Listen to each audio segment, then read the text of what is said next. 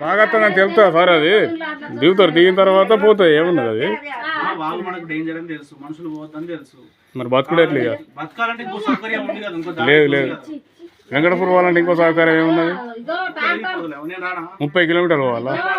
అట్లాంటిది వద్దు అనేది చెప్పి వీళ్ళు అడిగేది. నేను రాలేదా? వస్తారు ఆ టైంలో. కరెంట్ అయితే 5 పోతే 8, 9 అయ్యే వరకు అస్సలు లేదు. అంత టైంలో ఉన్నది కరెంటు. ఇప్పుడు ఇక మేము చీకటి వచ్చే వరకు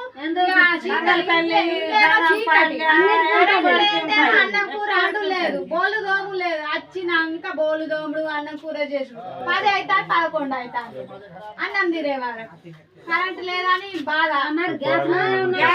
కూడా లేదు.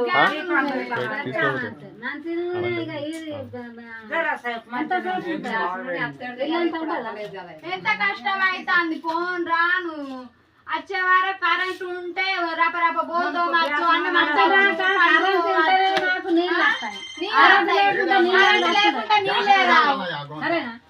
గ్రామ పంచాయతీకి ఇంత ఈనాక ఏడలేదు, మనకు గ్రామ పంచాయతీకి ఇంత కష్టంగా ఎవరేం చెప్తారు? ఏం లేదు.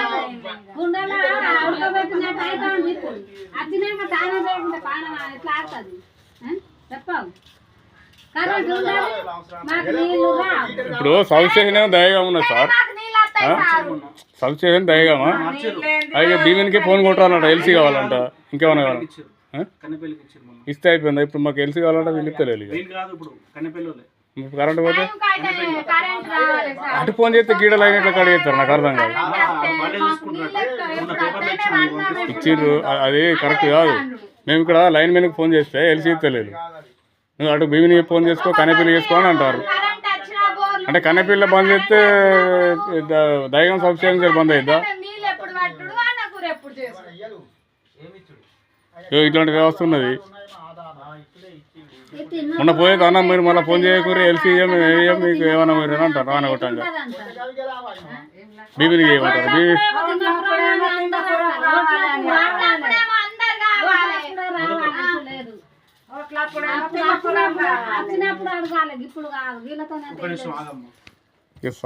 సార్ చేసే ప్రాసెస్ సాగు చెప్తాడు కానీ మనం ఏమందాం ఆయన.